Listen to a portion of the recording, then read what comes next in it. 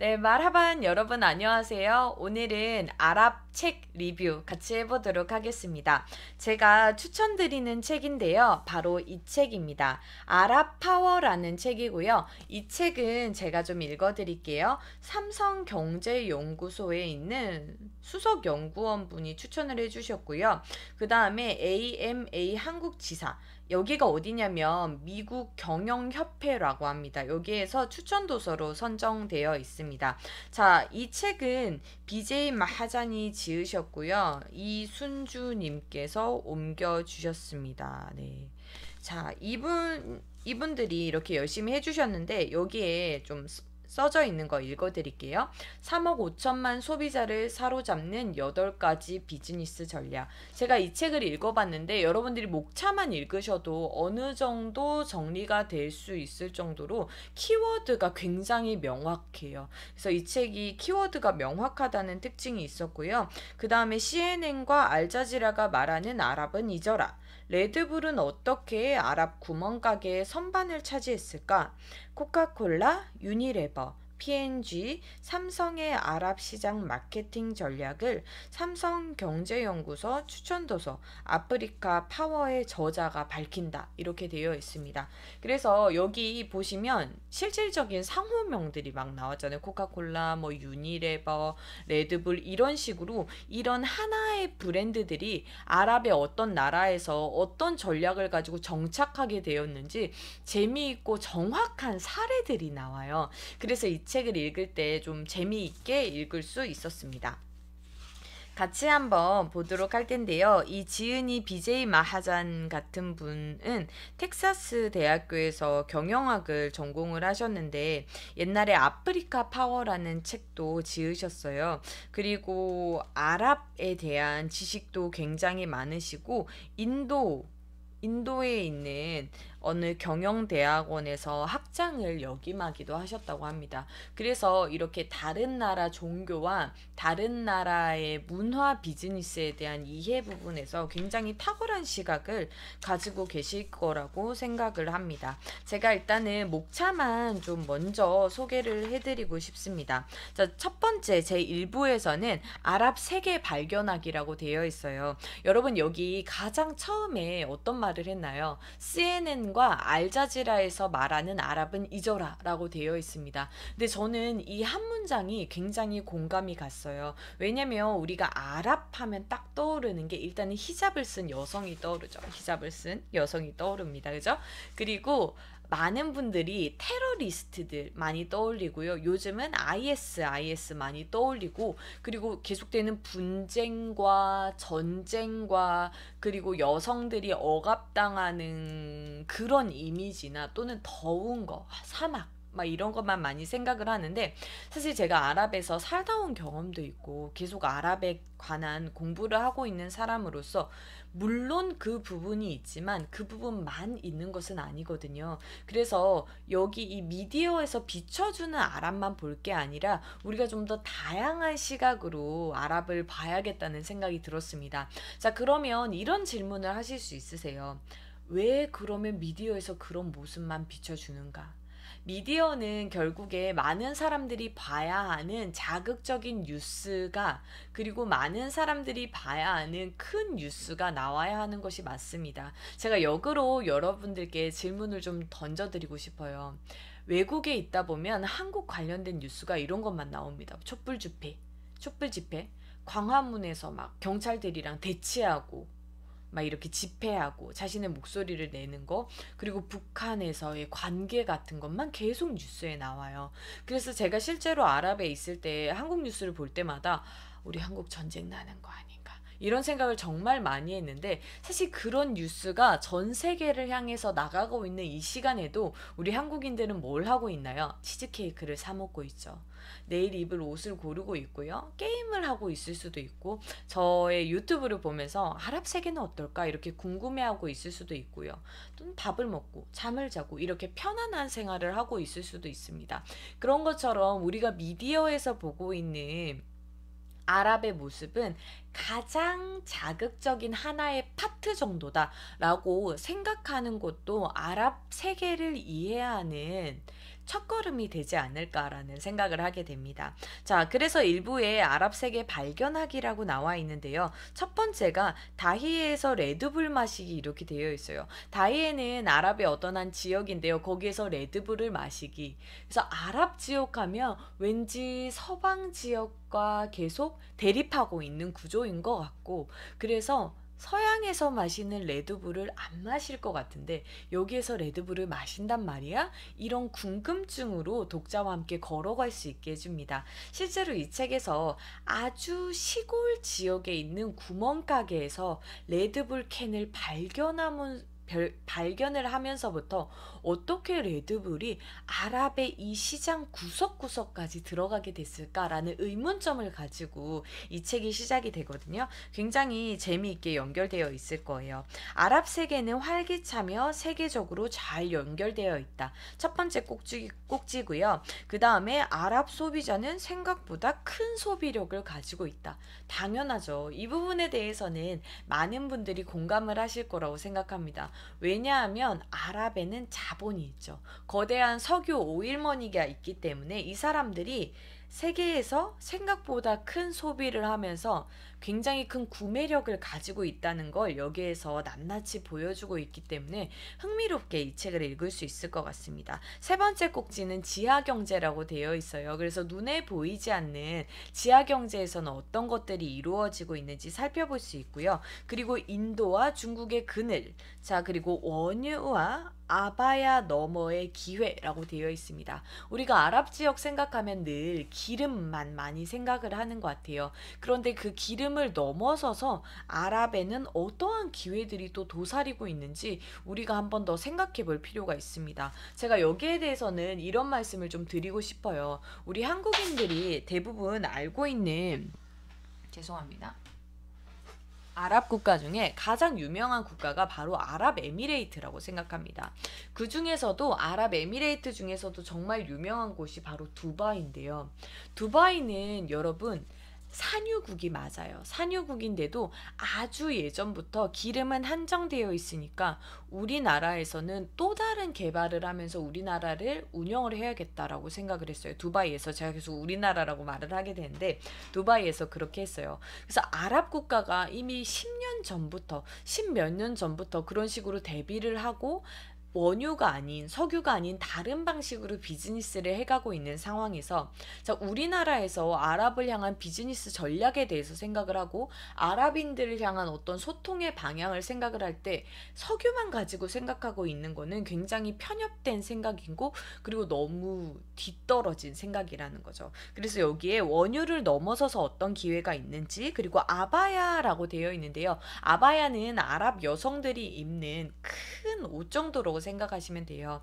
우리가 아랍 여성들을 생각하면 굉장히 수동적이고 가려져 있고 베일에 쌓여 있는 것만 같지만 그 여성들이 입는 온몸을 가리는 그 아바야 천을 넘어선 기회. 그래서 아랍 여성들이 어떤 구매력을 가지고 있는지, 현대 여성들은 어떤 생각을 하고 있는지 이 부분에 대해서도 비즈니스 전략을 말해주고 있습니다. 그리고 하나, 둘, 셋, 넷, 다섯, 여섯 번째 꼭지에서는 아랍 세계의 가계 지출이라고 되어 있어요. 우리가 아랍 세계 생각하면 전쟁이나 분쟁, 그리고 기름 이렇게 많이 생각을 하는데 거기에도 가정이 있고 특히 대가족을 이루고 있잖아요. 그 가정에서는 어떤 식으로 지출을 꾸려 나가는지 이런 걸 파악을 하면 아랍 세계의 니즈를 또 우리가 발견할 수 있게 되겠죠. 자, 그 다음에 불매운동과 바리케이트 너머. 아랍에서 불매운동이 일어난 것들이 있어요. 이런 아이템에 대해서도 소개를 해드리면서 여러분들이 어떤 걸 좀 조심해야 될지 설명을 해주는 것 같습니다. 자, 그 다음에 치킨 전쟁 땡땡, 아랍 시장의 현지 경쟁 업체. 여러분들이 와, 이런 거 아랍에 가지고 가면 너무 좋겠다 하는 아이템이 혹시 있을 수도 있어요. 제가 아랍에서 공부하고 유학을 하면서 살 때는 어떤 생각을 했냐면 여름에 한국의 그 팥빙수가 너무 먹고 싶은 거예요. 설빙 이런 거. 그래가지고 아랍에 내가 만약에 설빙 같은 브랜드 가지고 오면 얼마나 대박이 날까 막 이런 생각을 많이 했는데 제가 직접적으로 살펴보지는 않았지만 이미 어떤 지역에서는 레드오션이 되었을 수도 있고요. 안 되었을 수도 있겠죠. 그런데 이미 치킨 전쟁처럼 레드오션이 되어 있는 그런 아이템들은 뭔지 좀 살펴보면서 여러분들이 그 비슷한 카테고리들도 머릿속에서 가지치기 할 수 있도록 도와주는 파트가 될 것 같습니다. 네, 굉장히 재밌는 파트가 될 것 같네요. 자, 그 다음에 아랍 브랜드의 세계화. 전 세계에서 아랍에 어떻게 하면 진출할 수 있을까? 어떻게 하면 그 아랍 시장과 이슬람 시장을 사로잡을 수 있을까? 이런 생각을 많이 하는데, 역으로 아랍에서도 기름에 의존해서 이렇게만 살고 있는 게 아니라 독자적인 브랜드들을 개발하고 상품을 개발하면서 세계 시장에 많은 것들을 내놓고 있어요. 그런 아이템들은 무엇인지 한번 살펴봐야겠죠. 우리가 왜 이걸 살펴봐야 되냐면요. 나중에 우리가 좀 더 몇 년이 지나서 살아갈 세계는, 또는 이미 우리가 살고 있는 이 시기에서 우리가 가지고 있는 어떤 아이템이 이미 아랍 회사와 경쟁을 하고 있는 아이템일 수도 있습니다. 그런 것도 이 파트에서 좀 알아볼 수 있는 것 같아요.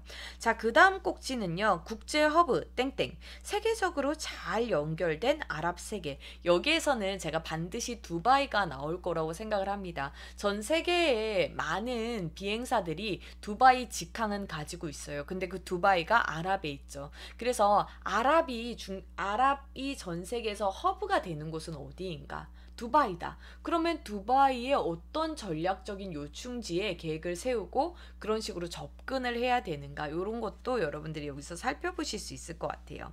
자, 그 다음에 마지막 꼭지는요. 아랍 세계는 CNN의 것도 알자지라의 것도 아니다. 이렇게 적어놨습니다. 이 첫 번째 파트가 참 재미있는 게요. 다양한 사례들을 막 이렇게 알려줘서 독자들이 아랍 세계에 이런 게 있어? 이런 재미있는 게 있어? 라고 살펴보고 마지막에 첫 번째 주제를 딱 던져줍니다. 우리가 보고 듣기만 했던 CNN의 그 진실, 그리고 알자지라에 나오는 그 뉴스 한 줄만이 아랍의 전부는 아니라고.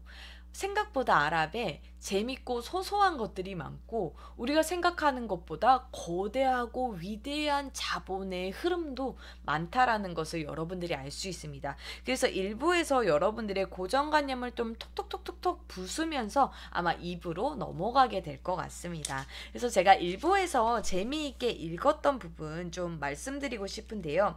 이 책은 제가 굉장히 도움이 많이 됐던 게, 거대한 큰 지하경제 규모를 가지고 있다 이렇게 말하는 정도가 아니라, 여기 보시면 이렇게 도표를 첨부를 해놨어요. 그래서 이렇게 수치로 된 도표를 보면서 실제로 이렇구나, 다른 나라와는 어떻게 비교를 하면서 내가 볼 수 있을까, 이렇게 여러분들이 좀 참고를 할 수 있을 것 같습니다. 자, 여기에서 제가 제가 재미있게 읽었던 거 같이 한번 나눠보도록 할게요. 38페이지인데요. 꼭지 제목은 아바야 너머에 있는 아랍의 부라고 적혀 있습니다. 두바이에서 두 번째로 큰 장거리 통신업체에서 내가 만난 한 여성은 이 지역 경제에서 아랍 여성이 담당하는 역할에 대한 나의 시각을 완전히 바꾸어 놓았다. 비단 이분의 시각만 바꿔 놓은 게 아니라 우리 독자들의 시각도 아마 바꿀 거라고 생각해요. 아랍 여성들에 대해서요. 나는 이 지역에서 지금까지 보고 들은 대로 순종적이며 억눌린 정형화된 여성이 아니라 혁신적인 신생기업을 창업했거나 기존 기업을 더 큰 성공으로 이끈 수십 명의 성공한 여성을 만났다. 할라 마드리는 그런 여성 중 한 명이었다. 나는 아랍에미레이트에서 두 번째로 큰 장거리 통신업체인 듀가 어떻게 아랍에미레이트인 두바이에 거주하는 다양한 외국인에게 접근할 수 있었는지에 대해 관해 좀 더 자세하게 알아보기 위해서 이 회사의 본사를 찾아갔다.